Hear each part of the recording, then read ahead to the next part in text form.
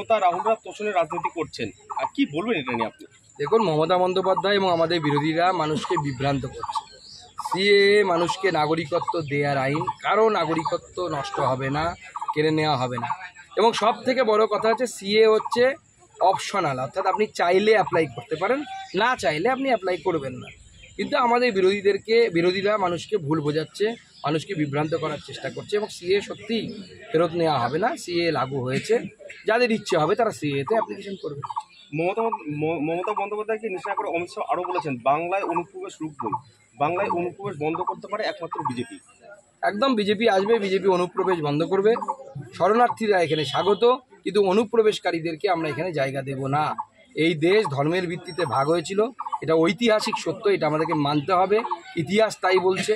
অতএব এখানে উদ্বাস্তু হয়ে অন্য ধর্ম, অর্থাৎ পার্শ্ববর্তী দেশে বাংলাদেশে যারা ধর্মীয় সংখ্যালঘু, যাদের উপরে অত্যাচার হচ্ছে, যেমন ধরুন আপনার হিন্দু, জৈন, শিখ এবং তার সাথে সাথে খ্রিস্টান, যারা তাদের উপরে যাদের অত্যাচার হচ্ছে, তারা এই ভারতবর্ষে শরণার্থী হয়ে এলে পরে তাদেরকে নাগরিকত্ব দেওয়ার ব্যবস্থা সিএর মাধ্যমে করা হয়েছে। তারা ভারতবর্ষেই আছে।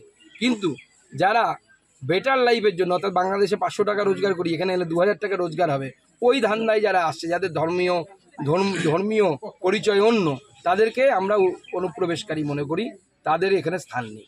হিন্দু মুসলিমের অমিত শাহ এটা নিয়েও তোপ দেখেছেন। একদম মমতা বন্দ্যোপাধ্যায় মুসলিমদের ভাইদেরকে উস্কানি দিয়ে ভুল বুঝিয়ে বোঝানোর চেষ্টা করছে। ভারতবর্ষে মুসলিম ভাইরা যারা আছে, তারা ভারতবর্ষের সম্মানীয় নাগরিক, তারা ভারতবর্ষেই আছে, ভারতবর্ষেই থাকবে। তাদেরকে যে ভয় দেখানো হচ্ছে, মিথ্যে কথা বলা হচ্ছে, এটা মমতা বন্দ্যোপাধ্যায়ের চালাকি এবং মমতা বন্দ্যোপাধ্যায়ের মিথ্যার আশ্রয় নিচ্ছে এবং বারবার এরকম নেন, মানুষকে বোকা বানানোর চেষ্টা করেন। আমার মনে হয় ন্যাড়া একবারই বেলতলায় যায়, আমরা চলতি ভাষায় বলি, বারবার বেলতলায় যাবে না। সিএনএ আরও অপপ্রচার চালানো হচ্ছে রাজ্যে, যে শরণার্থী ও অনুপ্রবেশকারীদেরকে এক করে দেওয়া হচ্ছে। দুটোর পার্থক্য বুঝিয়েছেন অমিত শাহ। অমিত শাহজি পরিষ্কার বলে দিয়েছেন শরণার্থী কারা, অনুপ্রবেশকারী কারা।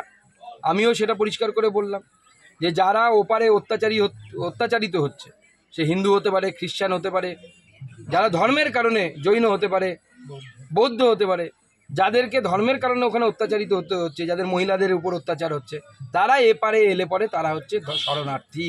তাদেরকে আমরা নাগরিকত্ব দেওয়ার পক্ষপাতী। এবং আমি ব্যক্তিগতভাবে মনে করি, এটা আমার পার্টি স্ট্যান্ড নয়, আমি পরিষ্কার করে বলছি যে বাঙালি, হিন্দু, বৌদ্ধ এবং অন্যান্যরা যারা সংখ্যালঘু ধর্মীয়, তারা পৃথিবীতে যে কোনো জায়গায় যদি অত্যাচারিত হয়, তাহলে এই ভারতবর্ষের পশ্চিমবঙ্গে যে কোনো সময় আসতে পারে। শেখ শাহজাহান নিয়ে তৎপর ইডির সঙ্গে রয়েছে সিআরপিএফ ও বিএসএফ এক্সপোর্ট কোম্পানির মাধ্যমে মাছ বিক্রয়ের টাকা পাচার হচ্ছে, সেটা নিয়েও নতুন করে ইডি আবার তদন্ত করছে। কি বলবেন এই শেখ শাহজাহানের বিষয়ে? না, শেখ শাহজাহান তো একটা বিরাট বড় র্যাকেট চালাতেন এবং সেই জন্য সেই টাকা পৌঁছতে হচ্ছে কালীঘাটে। সেখানে দেখতে পাচ্ছেন না, বাঁচানোর জন্য কত রকমের চেষ্টা। এখন ইডি ধরেছে, এখন শেখ শাহজাহানকে তাজমহল দেখাবে ইডি, দেখবেন সব বেরিয়ে আসবে। মমতা বন্দ্যোপাধ্যায় আবার বলেছেন অভিষেক প্রসঙ্গে যে ওর দুটো সন্তান রয়েছে, কি করে খাবে, টাকা তো পুরো সিজ করে নেওয়া হচ্ছে। কি বলবেন আবার? দেখুন, টাকা সিজ করে নেওয়া হয়েছে কারণ চিটফান্ডের টাকা অ্যাকাউন্টে ঢুকেছিল।